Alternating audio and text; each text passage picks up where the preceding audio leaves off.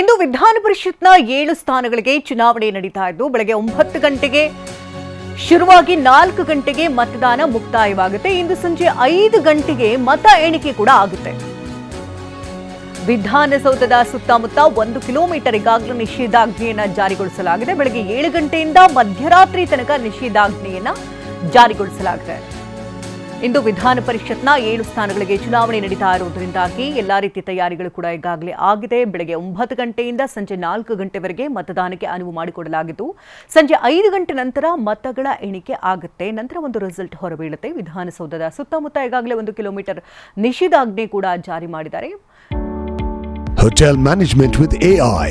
Join IIHM, International Institute of Hotel Management. ಬೆಳಗ್ಗೆ 7 ಗಂಟೆಯಿಂದ ಮಧ್ಯರಾತ್ರಿ ತನಕ ನಿಷೇಧಾಜ್ಞೆ ಜಾರಿಯಲ್ಲಿರುತ್ತೆ. ಇನ್ನು ಕಾಂಗ್ರೆಸ್ ಹಾಗೆ ಜೆಡಿಎಸ್ಗೆ ಅಡ್ಡ ಮತದಾನದ ಭೀತಿ ಕೂಡ ಶುರುವಾಗಿರುವಂತಹ ಹಿನ್ನೆಲೆಯಲ್ಲಿ ಗೌಪ್ಯ ವೋಟಿಂಗ್ನಲ್ಲಿ ಯಾರ ಮತ ಯಾರಿಗೆ 5 ಅಭ್ಯರ್ಥಿಗಳನ್ನ ಗೆಲ್ಲಿಸಿಕೊಳ್ಳೋದಕ್ಕೆ ಕಾಂಗ್ರೆಸ್ ಈಗಾಗಲೇ ರಣತಂತ್ರವನ್ನ ಹೆಣೆದಿದೆ. 8ನೇ ಅಭ್ಯರ್ಥಿಯನ್ನ ಗೆಲ್ಲಿಸಿಕೊಳ್ಳುವುದಕ್ಕೆ ಬಿಜೆಪಿ ದಳ ಕಸರತ್ತನ್ನ ನಡೆಸ್ತಾ ಇದೆ. ಈಗಾಗಲೇ ಕೈ ಹಾಗೆ ಬಿಜೆಪಿ ಹಾಗೂ ಜೆಡಿಎಸ್ನ ನಾಯಕರೆಲ್ಲರೂ ಕೂಡ ರೆಸಾರ್ಟ್ನಲ್ಲಿ ಬೀಡುಬಿಟ್ಟಿದ್ದಾರೆ.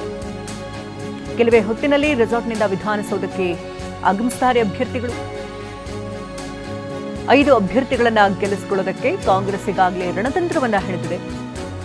136 ಅಭ್ಯರ್ಥಿಗಳಿಗಾಗಲೇ ವಂಡರ್ಲಾ ರೆಸಾರ್ಟ್ನಲ್ಲಿ ಬೀಡುಬಿಟ್ಟಿದ್ರು. ಪ್ರಾತ್ಯಕ್ಷಿಕೆ ಕೂಡ ಅವರಿಗೆ ನೀಡಲಾಯಿತು. ಯಾವ ರೀತಿ ಮತದಾನ ಮಾಡಬೇಕು ಏನು ಎತ್ತ ಅನ್ನೋದ್ರ ಬಗ್ಗೆ ಒಂದು ಕ್ಲಾರಿಟಿಯನ್ನು ಕೂಡ ಕೊಡಲಾಗಿದೆ. ಅಡ್ಡ ಮತದಾನದ ಭೀತಿಯಲ್ಲಿ ಈಗಾಗಲೇ ಕಾಂಗ್ರೆಸ್ ಇದೆ. ಜೆಡಿಎಸ್ ನಾಯಕರು ಈಗಾಗಲೇ ಕಾಂಗ್ರೆಸ್ನ ನಾಯಕರನ್ನು ಕೂಡ ಸಂಪರ್ಕಿಸಿದ್ದಾರೆ. ಇನ್ನು ರೆಸಾರ್ಟ್ಗಳಲ್ಲಿ ಕೈ ಹಾಗೂ ದಳ ಶಾಸಕರು ಬೀಡುಬಿಟ್ಟಿದ್ದು ಕೆಲವೇ ಹೊತ್ತಿನಲ್ಲಿ ರೆಸಾರ್ಟ್ನಿಂದ ವಿಧಾನಸೌಧಕ್ಕೆ ನಾಯಕರು ಆಗಮಿಸುತ್ತಾರೆ. ರೆಸಾರ್ಟ್ನಿಂದ ನೇರವಾಗಿ ತೆರಳುತ್ತಾರೆ. ವಿಧಾನಸೌಧಕ್ಕೆ ತೆರಳಿ ವೋಟಿಂಗ್ ಕೂಡ ಮಾಡಲಾಗುತ್ತೆ. ಕಾಂಗ್ರೆಸ್ನ ಶಾಸಕರನ್ನ ಕರೆತರೋದಕ್ಕೆ 5 ಬಸ್ಗಳು ಕೂಡ ಸಿದ್ಧವಾಗಿದ್ದು ಬಿಡದಿಯ ವಂಡರ್ಲಾ ರೆಸಾರ್ಟ್ನಲ್ಲಿ ಕೈ ಶಾಸಕರಿದ್ದಾರೆ. ಜೆಡಬ್ಲ್ಯೂ ಮ್ಯಾರಿಯಟ್ ರೆಸಾರ್ಟ್ನಲ್ಲಿ ದಳ ಶಾಸಕರು ತಂಗಿದ್ದಾರೆ. 9 ಗಂಟೆಗೆ ಮತದಾನ ಪ್ರಾರಂಭ ಆಗುತ್ತೆ. ಬಿಜೆಪಿ ಕೈ ಹಾಗೂ ಜೆಡಿಎಸ್ನ ಶಾಸಕರು ವಿಧಾನಸೌಧಕ್ಕೆ ತೆರಳಿ ಮತ ಪ್ರಕ್ರಿಯೆಯನ್ನ ಮಾಡಲಿದ್ದಾರೆ. ಈಗಾಗಲೇ ಹಲವು ನಾಯಕರು ರೆಸಾರ್ಟ್ಗಳಲ್ಲಿ ತಂಗಿರುವುದರಿಂದಾಗಿ ಅವರನ್ನ ಕರೆತರುವಂತಹ ನಿಟ್ಟಿನಲ್ಲಿ ಎಲ್ಲಾ ತಯಾರಿಗಳು ಕೂಡ ಆಗಿದೆ. ಕಾಂಗ್ರೆಸ್ನಿಂದ 5 ಅಭ್ಯರ್ಥಿಗಳಿಗಾಗಲೇ ಕಣದಲ್ಲಿದ್ದಾರೆ. ಬಿಜೆಪಿಯಿಂದ 2, ಜೆಡಿಎಸ್ನಿಂದ 1.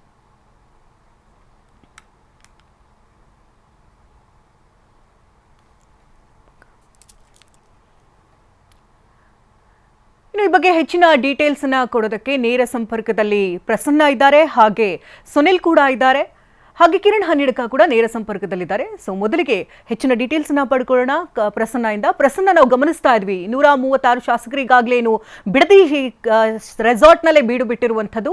ಈಗಾಗಲೇ ಹಲವು ದಿನಗಳಿಂದ ಅವರಿಗೆ ಪ್ರಾತ್ಯಕ್ಷಿಕೆಯನ್ನು ಕೂಡ ಕೊಡಲಾಗಿದೆ, ಯಾವ ರೀತಿ ವೋಟಿಂಗ್ ಮಾಡಬೇಕು ಏನು ಎತ್ತ ಅಂತ. ಜೊತೆಗೆ ಅಡ್ಡ ಮತದಾನದ ಭೀತಿ ಕೂಡ ಇದೆ. ಯಾಕೆ ಜೆಡಿಎಸ್ನ ನಾಯಕರು ಕಾಂಗ್ರೆಸ್ ಶಾಸಕರನ್ನ ಈಗಾಗಲೇ ಕರೆ ಮಾಡಿ ಮಾತನಾಡಿದ್ದಾರೆ ಎನ್ನುವಂಥ ಮಾಹಿತಿ ಇರೋದ್ರಿಂದಾಗಿ ಸಿಎಂ ಕೂಡ ಎಚ್ಚರಿಕೆಯನ್ನ ಕೊಟ್ಟಿದ್ದಾರೆ. ಸೊ ಏನೆಲ್ಲ ಬೆಳವಣಿಗೆಗಳಾಗ್ತಾ ಇದೆ, ಇವತ್ತು ವೋಟಿಂಗ್ ಕೂಡ ಇದೆ, ಯಾವ ರೀತಿ ತಯಾರಿಗಳಾಗಿದೆ? ಶಕುಂತಲಾ, ಕಾಂಗ್ರೆಸ್ ತನ್ನ 5ನೇ ಅಭ್ಯರ್ಥಿಯನ್ನ ಇದೀಗ ಕಣಕ್ಕೆ ಇಳಿಸಿರೋದ್ರಿಂದಾಗಿ ಇವತ್ತು ಚುನಾವಣೆ ನಡೀತಾ ಇದೆ. ಕಾಂಗ್ರೆಸ್ನ ಎಐಸಿಸಿಯ ನಾಯಕರು ಈಗಾಗಲೇ 4 ಅಭ್ಯರ್ಥಿಗಳನ್ನ ನೀವು ಯಾವುದೇ ಕಾರಣಕ್ಕೂ ಕೂಡ ಸೋಲುವಂತ ನಿಟ್ಟಿನಲ್ಲಿ ಪ್ರಯತ್ನಗಳಾಗಬಾರ್ದು, ಅವರು ಗೆಲ್ಲಲೇಬೇಕು ಅಂತೇಳಿ ಸೂಚನೆಯನ್ನ ಕೊಟ್ಟಿದೆ. ಹೀಗೆ ಮತದಾನ ಪ್ರಕ್ರಿಯೆಯಲ್ಲಿ ಗೊಂದಲಗಳಾಗಬಾರ್ದು ಅನ್ನುವಂಥ ಕಾರಣಕ್ಕೋಸ್ಕರ ನಿನ್ನೆ ಒಂದು ಸುದೀರ್ಘವಾದಂತಹ ತರಬೇತಿ ಕಾರ್ಯಕ್ರಮ ಕೂಡ ನಿನ್ನೆ ಬಿಡದಿ ವಂಡರ್ಲಾ ರೆಸಾರ್ಟ್ ನಲ್ಲಿ ನಡೀತು. ಅಂದ್ರೆ ಶಾಸಕರು ಹೇಗೆ ಮತದಾನ ಮಾಡಬೇಕು, ಯಾವ ರೀತಿ ಅಸಿಂದು ಆಗದೇ ಇರೋ ರೀತಿಯಲ್ಲಿ ಎಚ್ಚರವನ್ನು ವಹಿಸಬೇಕು. ಒಂದು ಪೆನ್ ಇಂಕ್ ಹೆಚ್ಚು ಕಡಿಮೆ ಆಯ್ತು ಅಂದ್ರೂ ಕೂಡ ಆ ಮತದಾನ ಅಸಿಂಧು ಅನ್ನುವಂತಹ ಕನ್ಸಿಡರ್ ಅನ್ನ ಮಾಡಲಾಗುತ್ತೆ. ಈ ಕಾರಣಕ್ಕೋಸ್ಕರ ಒಂದೊಂದು ಮತವೂ ಕೂಡ ಬಹಳ ಮುಖ್ಯ ಆಗಿರೋದ್ರಿಂದಾಗಿ ಶಾಸಕರಿಗೆ ನಿನ್ನೆ ತರಬೇತಿ ಕೊಡುವಂತಹ ಕೆಲಸವನ್ನ 2 ಬಾರಿ ಮಾಡಲಾಗಿದೆ. ಅದನ್ನ ಹೊರತುಪಡಿಸಿಯೂ ಕೂಡ ಕಾಂಗ್ರೆಸ್ನ ನಾಯಕರಿಗೆ ಇರುವಂತ ಆತಂಕ, ಯಾವುದಾದ್ರೂ ಜೆಡಿಎಸ್ನ ಅಭ್ಯರ್ಥಿಯ ಕಡೆ ತಮ್ಮ ಶಾಸಕರು ವಾಲಬಹುದಾ ಅನ್ನುವಂಥ ಆತಂಕ ಸಹಜವಾಗಿ ಕಾಡ್ತಾ ಇದೆ. ಅಷ್ಟರ ಮಟ್ಟಿಗೆ ಜೆಡಿಎಸ್ನಿಂದಲೂ ಕೂಡ ತಮಗೆ ಮತಗಳು ಬರಬಹುದು ಅನ್ನುವಂಥ ನಿರೀಕ್ಷೆ ಇಟ್ಕೊಳ್ಳಲಾಗಿದೆ. ಈ ಕಾರಣಕ್ಕೋಸ್ಕರ ಯಾರು ಎಷ್ಟು ಜನಕ್ಕೆ ಮತ ಹಾಕಬೇಕು ಅನ್ನೋ ಬಗ್ಗೆಯೂ ಕೂಡ ಒಂದು ಡಿವೈಡ್ ಅನ್ನ ಮಾಡಲಾಗಿದೆ. 4 ಅಭ್ಯರ್ಥಿಗಳು ಎಐಸಿಸಿಯಿಂದ ಘೋಷಣೆಯಾದಂತಹ ಅಭ್ಯರ್ಥಿಗಳು. ಈ ಕಾರಣಕ್ಕೋಸ್ಕರ 4 ಅಭ್ಯರ್ಥಿಗಳ ಪರವಾಗಿ 30 ಶಾಸಕರು ಮತದಾನವನ್ನ ಮಾಡಬೇಕು ಅಂತ ಹೇಳಿ ಈಗಾಗಲೇ ಸೂಚನೆಯನ್ನ ಕೊಡಲಾಗಿದೆ. ಗೆಲ್ಲೋದಕ್ಕೆ 28 ಮತಗಳು ಅನಿವಾರ್ಯ ಆದರೂ ಕೂಡ ಹೆಚ್ಚುವರಿಯಾಗಿ 2 ಮತಗಳನ್ನ ಹಾಕಿಸ್ಕೊಂಡು ಗೊಂದಲಗಳು ಇಲ್ಲದೇ ಇರೋ ರೀತಿಯಲ್ಲಿ ಕಾಂಗ್ರೆಸ್ ನೋಡ್ಕೊಳ್ತಾ ಇದೆ. ಉಳಿದಂತಹ ಈ 20 ಮತಗಳು ಕಾಂಗ್ರೆಸ್ನ ಬಳಿಯಲ್ಲಿ ಉಳಿಯುತ್ತೆ. ಎಸ್ ಟಿ ಸೋಮಶೇಖರ್ ಮತ್ತು ಶಿವರಾಮ್ ಹೆಬ್ಬಾರ್ ಇವರು ಕೂಡ ತಾವು ಕಾಂಗ್ರೆಸ್ನ ಅಭ್ಯರ್ಥಿಗಳಿಗೆ ಬೆಂಬಲವನ್ನ ಕೊಡ್ತೀವಿ ಅಂತೇಳಿ ಸೂಚ್ಯವಾಗಿ ತಿಳಿಸಿದ್ದಾರೆ. ನಿನ್ನೆಯೂ ಕೂಡ ಕಾಂಗ್ರೆಸ್ನ ಶಾಸಕಾಂಗ ಸಭೆ ನಡೀತಾ ಇದ್ದಂತ ಸ್ಥಳಕ್ಕೆ ತೆರಳಿ ಅಲ್ಲಿ ಪರೋಕ್ಷವಾಗಿ ಅವರು ಬೆಂಬಲವನ್ನ ಕೊಟ್ಟಿದ್ದಾರೆ. ಹೀಗಾಗಿ ಕಾಂಗ್ರೆಸ್ನ ಬಳಿಯಲ್ಲಿ ಹೆಚ್ಚುವರಿಯಾಗಿ 20 ಮತಗಳು ಉಳಿಯುತ್ತೆ.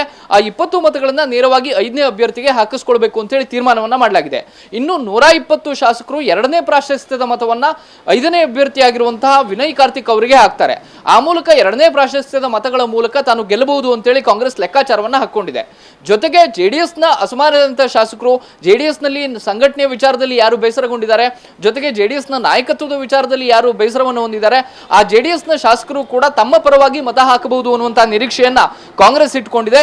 ಜೆಡಿಎಸ್ನ ಪಾಳಯದಿಂದಲೇ ಸುಮಾರು 3ರಿಂದ 4 ಮತಗಳು ಕಾಂಗ್ರೆಸ್ನ ಅಭ್ಯರ್ಥಿಗೆ ಅಡ್ಡ ಮತದಾನದ ರೀತಿಯಲ್ಲಿ ಬರುತ್ತೆ ಅನ್ನುವಂತ ವಿಶ್ವಾಸ ಕಾಂಗ್ರೆಸ್ನ ನಾಯಕರನ್ನ, ಅದರಲ್ಲೂ ಪ್ರಮುಖವಾಗಿ ಡಿ ಕೆ ಶಿವಕುಮಾರ್ ಅವರಿಗಿದೆ. ಈ ಕಾರಣಕ್ಕೋಸ್ಕರ ಕಾಂಗ್ರೆಸ್ ತಾನು 5ನೇ ಅಭ್ಯರ್ಥಿಯನ್ನು ಕೂಡ ಗೆಲ್ಲಿಸಿಕೊಂಡೇ ಸಿದ್ಧ ಅನ್ನುವಂತ ನಿಟ್ಟಿನಲ್ಲಿ ತಂತ್ರಗಾರಿಕೆಯನ್ನು ಹೇಳ್ತಾ ಇದೆ. ಇನ್ನು 9 ಗಂಟೆಯಿಂದ ಮತದಾನ ಪ್ರಕ್ರಿಯೆ ಪ್ರಾರಂಭ ಆದ ತಕ್ಷಣ ಅದಕ್ಕೊಂದು ಸ್ಪಷ್ಟ ಚಿತ್ರಣ ಸಿಗಬಹುದು.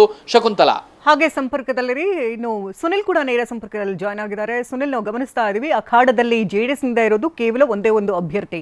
ಇನ್ನು ಮಿತ್ರ ಪಕ್ಷದಿಂದ 4 ಜನ ಸಿಕ್ಕಿದ್ರೂ ಕೂಡ ಇನ್ನು 6 ಬ್ಯಾಲೆನ್ಸ್ ಉಳ್ಕೊಳ್ಳುತ್ತೆ.